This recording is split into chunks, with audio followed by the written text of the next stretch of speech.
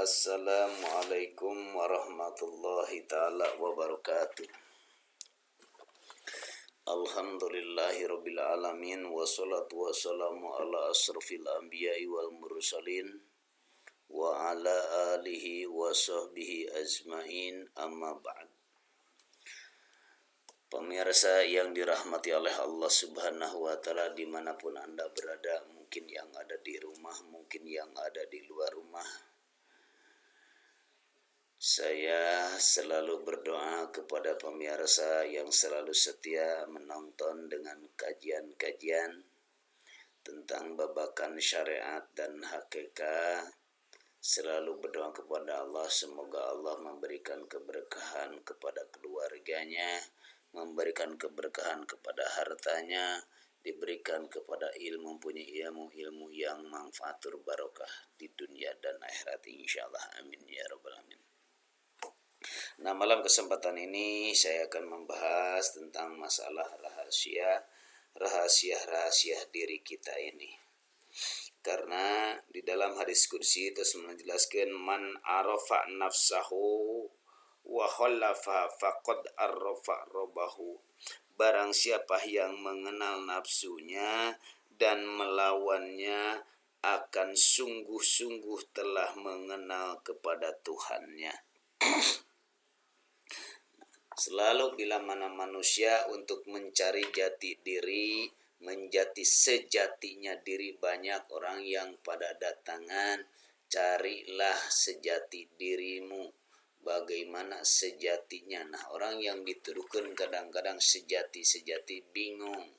Kalau sudah bingung jadi terjerumus. Makanya wahai pada siapapun yang telah kedatangan oleh tamunya masing-masing, yang berkata yang mencari sejatinya diri, tuduhkan yang sebenarnya, jangan asal-asalan. Kirang bara kalau kita nyampe tentang masalah musyahadah kesaksian, kirang bara sampai ke situ mah, ya kita minimal aja mengetahui tentang masalah dirinya sendiri. Karena kalau tidak dikasih tahu bahwa manusia itu bingung, makanya banyak yang selalu berbingung. Karena saya jadi apa, besoknya bagaimana, terlalu bertanya seperti itu. Kehidupan saya begini, ternyata bagaimana ke depannya. Kita harus dikasih tahu. Seandainya siapapun yang sudah memahami tentang masalah ini, wahai para sahabat-sahabat, para ustadz, bila mana sudah dikenali oleh Allah subhanahu wa ta'ala dalam yang sebenarnya sejati diri itu, beritahu, kasih tahu, kuncinya pun tetap harus dikasih tahu. Kalau tidak dikasih tahu kunci-kuncinya, berarti orang itu bisa terjerumus juga. Nah, ketika kita sudah melakukan tentang masalah, mengetahui tentang masalah diri kita, nah sejatinya diri kita itu adalah makhluk. Awas. Sejatinya diri kita ini adalah makhluk. Makhluk mempunyai sifatnya makhluk dari Allah, tiada lain adalah aplikasikan la haula wala quwata illa billah. Apapun yang telah kita lakukan, apapun yang telah kita jawab, apapun yang telah kita kerjakan, itu tiada lain yang selalu berperan, tiada lain hanya Allah semata. Kalau Allah semata berarti cuma Allah yang selalu berperan. Ya benar, ketika kita apapun kerja kita selalu berperan Allah. Nah, kalau sudah mengetahui tentang masalah selalu berperan tiada lain hanya Allah, makan, minum, mencari duit besar atau kecil, nikah atau tenikah, selalu berperan itu Allah. yang tidur, yang nggak tidur semuanya. Makanya di sini jangan sombong di dalam hati kita. Jangan sampai datang keakuan. Nah, baru kita masuk nih. Kalau sudah mulai mengetahui babakan manusia rohani atau manusia ihsan, jasmani dan rohani dikumpulin itu adalah jadi ihsan. Kalau sudah jadi ihsan, kenali dulu, di situ akan mengenal Allah Subhanahu wa taala. Yakin akan mengenal kepada Allah. Nah, sebelumnya mengenal kepada Allah, kita mengenal dulu kepada apa? Mengenal dulu kepada nafsu kita. Kalau sudah mengenal kepada nafsu kita, insya Allah yang sebenarnya nafsu. Nah, di dalam surat Az-Zumar telah menjelaskan, Allahu yutawafal anfus hina mautiha. Allah yutawafal anfus hina mautiha wallati lam tamut fi manamiha. Fayumsiku lati qada 'alaihal maut wa yursilul ukhra ila ajalim musamma inna fi dzalika laayatil liqaumin yatafakkarun. Itu dalam surat Az-Zumar ayat 42. Allah telah memegang jiwa manusia ketika matinya, dan Allah memegang jiwa ketika manusianya belum mati. Tuhnya dalam itu. Ketika mati Allah yang memegang. Ketika Allah manusia belum mati, ini baru kata dasarnya, belum mati Allah yang memegang. Nah, ketika Allah itu menahan, ditetapkan mautnya, atau melepaskan jiwanya keluar. Sampai waktu yang telah ditentukan oleh Allah Subhanahu wa taala. Nah, contohnya begini, ketika kita melakukan tidur bagaimana? Nah, ketika manusia melakukan tidur, Allah itu kan menahan. Yang ditidur itu adalah nafsu kita ini. Yang sebenarnya nafsu kita ini. Maka yang selalu tidur nafsu ini kelihatan dari sekujurnya. Yang ada hanya berdetakan jantung. Yang ada hanya berdetakan jantung berarti tinggal hidup. Hidup itulah yang selalu berperan. Karena wujudnya Allah itu adalah maha hidup. Hidupnya bukan sifat, tapi di sini yang maha hidup. Seandainya yang maha hidup kita mengetahui tak pernah tidur di dalam tubuh kita ini siapa? Secara syariat, masih bersecara syariat yang ada di dalam diri kita ini selalu kedatangan malam atau ngantuk yang tak pernah tidur tiada lain, itulah selalu detakan jantung kita. Itulah sang hidup.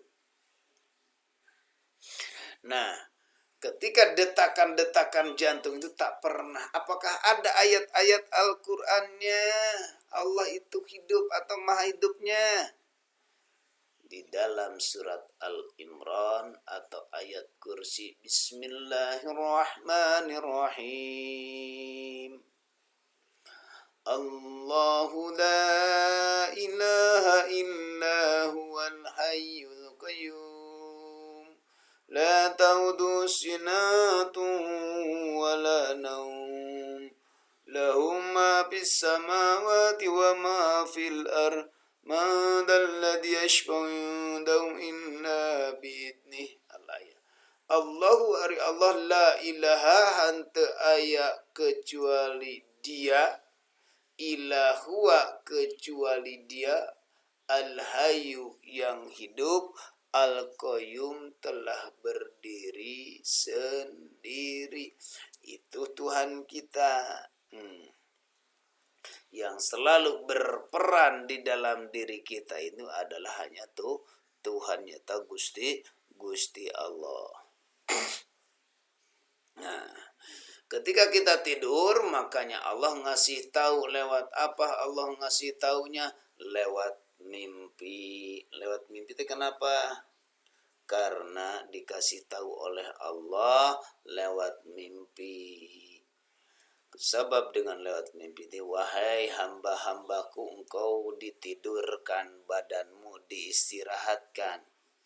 Kalau sudah diistirahatkan, bangunlah pagi waktu melakukan sholat subuh. Ketika melakukan sholat subuh, engkau ingat, jangan sampai lupa kepada aku. Nah, di situ banyak. Masya Allah, Rabbunal Karim. Dikasih tahu lewat mimpi. Nah, tentang masalah mimpi kemarin saya sedikit sudah pada dibahas. Tentang masalah mimpi ada di channel yang sudah di-upload atau yang sudah ditayangkan. Insya Allah tinggal nyari aja hakikat-hakikat mimpi, di situ masih ada. Nah, ini untuk mengetahui tentang masalah diri kita, tiada lain man arfa nafsu faqad arfa rabbahu. Bila mana sudah mengetahui akan mengatakan Gusti Allah. Nah, kita akan dikenalin bagaimana? Lewat apa? Lewat surat yang tadi ayat kursi atau surat Al-Imran ayat pertama.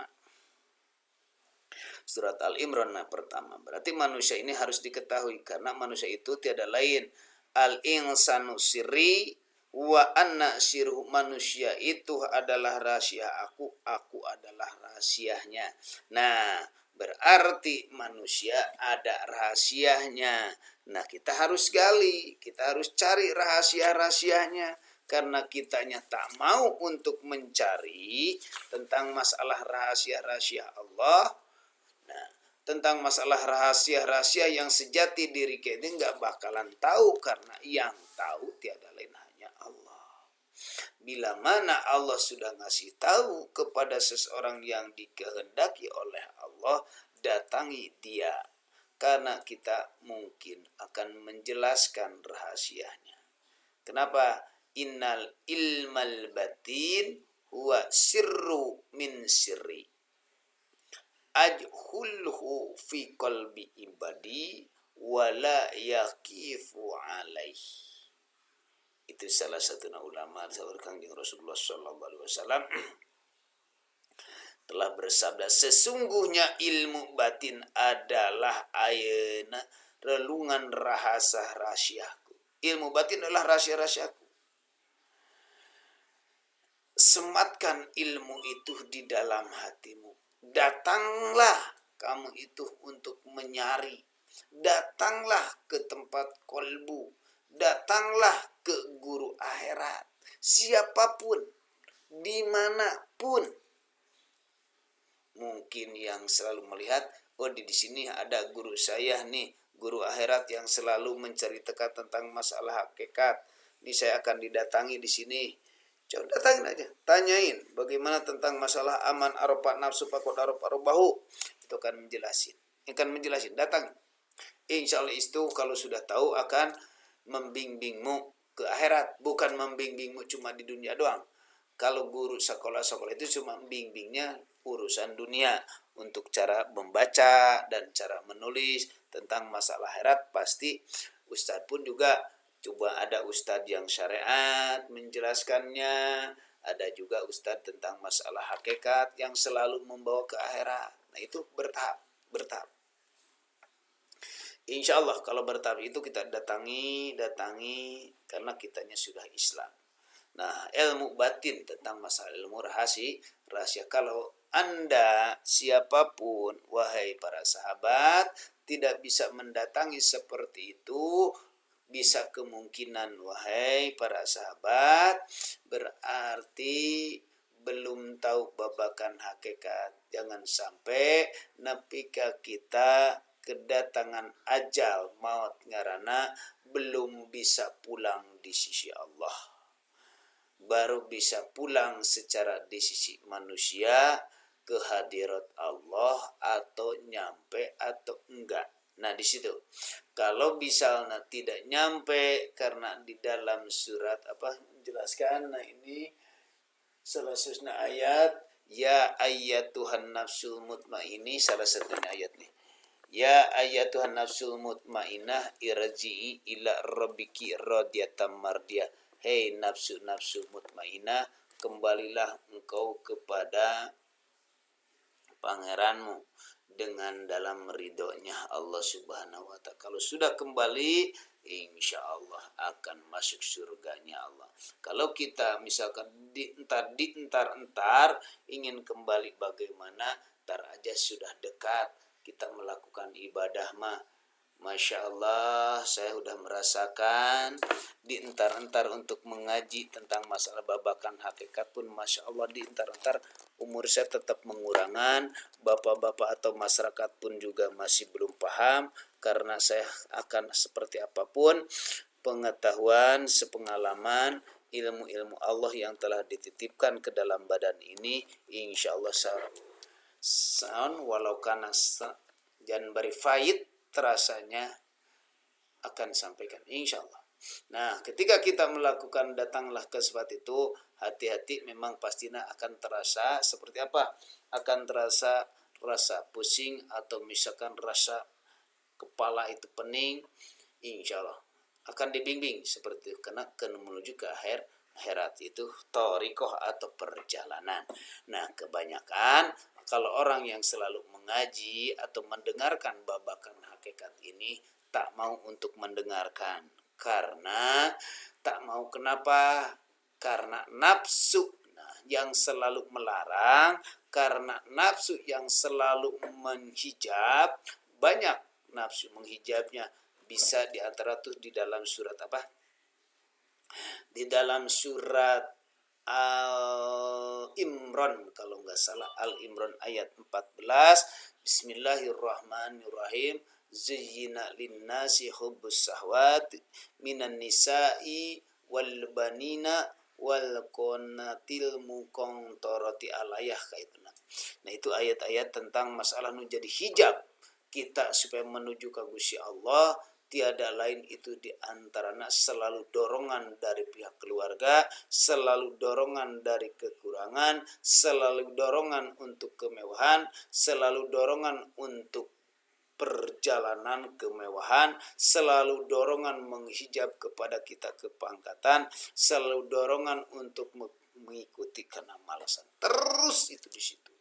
Makanya sedikit orang belajar tentang keilmuan, tentang babakan akan supaya kita mengetahui ilmu-ilmu batin itu apa. Kebanyakan yang selalu dominan tentang masalah ilmu batin itu adalah ilmu takwa. Ilmu apa lagi? Ilmu bisa terbang. Ilmu apa lagi?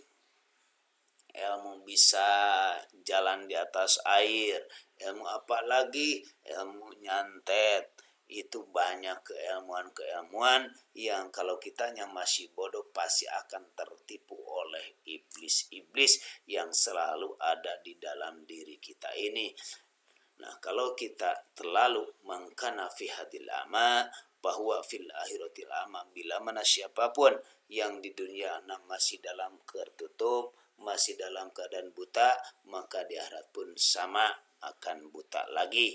Di dunianya tak pernah ketemu dengan Allahnya karena dengan hijabnya yang tadi dibaca, maka di akhirat pun menjadi hijab. Makanya bila mana meninggal belum bisa pulang, pasti gentayangan kesana kemari mencari apa? Mencari bantuan. Bantuan dari siapa? Dari orang yang hidup ini, minta dorong doa, minta tahlilan, minta dipanghajiankeun, minta dipangalaksanakeun diumrohkeun, minta dipangalaksanakeun ekahkeun, minta dipinta pangurban terus minta terus teu berhenti-henti, karena dianya belum bisa pulang.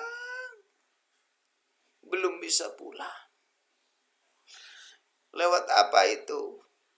Dia mintanya karena nama yang aslinya enggak meninggal. Nama misalkan nama teh ini siapa? Kalau wanita namanya Jenab. Coba nama Jenab meninggal enggak? Mati enggak? Nama Jenabnya walaupun jasadnya sudah dikubur, sudah menjadi tanah, tapi itu namanya masih terkenal. Ada di dalam ahli waris atau di keluarganya atau di tetangganya. Itu akan membisikkan bila mana belum bisa pulang kepada anaknya, merasakan rasa kasihannya. Aduh kasihan, orang tua aku belum melakukan kurban, aku kasihan, orang tua aku belum melakukan eka. Aduh kasihan, karena ini ada hartanya untuk melakukan orang hajian atau dibadalin, diumurin, terus selalu ngabisi kepada keluarga itu. Nama-nama itu. Mohon itu memohon terus dengan Masya Allah. Makanya wahai para sahabat yang selalu melihat channel ini, MBK Barokatul Karomah ini, semoga bisa kembali kepada Allah. Saya pun belajar untuk kembali kepada Allah. Yang selalu minta bantuan doa tiada lain berarti ruh almarhum, arwah almarhum selalu diingatkan oleh Allah lewat batin kita, tapi manusia akan sadar. Makanya di situ banyak selalu yang mimpi, ada yang kelihatannya senang, ada yang mimpinya kelihatannya misalkan sangat susah. Nah di situ maka bantu dengan doa. Maka disunahkan melakukan, banyak orang selalu berdoa kepada ahli kubur. Kalau secara syariat memang seperti itu. Kalau secara hakikat mah adalah tiada lain, tubuh kita hanya harus sadar tiada lain hanya kepada Allah Subhanahu wa taala. Coba kita lebih baik melakukan berpikir atau tafakur. Insya Allah kalau kita sering melakukan tafakur dan berpikir akan luluh hati kita. Insya Allah kalau sudah luluh hati kita berarti lemes, kita akan melakukan sering dominan. Hati kita ini Masya Allah lemes banget untuk lebih cenderung mendekatkan diri kepada Allah. Tafakur sya'atan khairu min ibadati sab'ina sanatan. Tuh di dalam hadis Ibnu Hibban menjelaskan tafakur 1 jam khairun min ibadati sab'ina sanatan. Tafakur saja itu lebih bagus tinimbang ibadah 70 tahun. Jelas kalau saya dibahas tentang masalah hakikatnya akan ketahuan di situ. Tapi ini mah untuk dominan siapapun yang masih dalam babakan syariat, maka tafakur memikirkan sesuatu tentang masalah akhirat dengan keyakinan orang kepada Allah, tiada lain yang selalu berfikir teh berarti adalah ruh kita. Khairun min ibadati sab'ina sanatan. Itu lebih bagus daripada ibadah 70 tahun. Apalagi kalau ibadah mah masih dalam keadaan kebodohan, apalagi ibadahnya khusyuknya susah. Makanya orang yang selalu dominan untuk menuju kepada Allah, datanglah ke tempat babakan kolbu, insya Allah akan diunjukkan. Insya Allah, semoga bermanfaat. Baru sedikit tentang menjelaskan tentang rahasia diri kita. Insya Allah akan dibahas lagi tentang masalah nafsunya, karena insya Allah akan terbagi-bagi nafsunya. Insya Allah. Dan semoga bermanfaat kepada siapapun yang selalu setia menonton channel saya Barokatul Karomah Sukabumi. Saya tetap doain semoga berikan dibukakan oleh Allah dengan keilmuan. Silahkan kalau suka dan setia, supaya jangan sampai kelihatan setiap ada kegiatan pengajian saya, share, subscribe, nyalakan loncengnya. Ucapkan yang sudah, ucapkan terima kasih. Assalamualaikum warahmatullahi ta'ala wabarakatuh.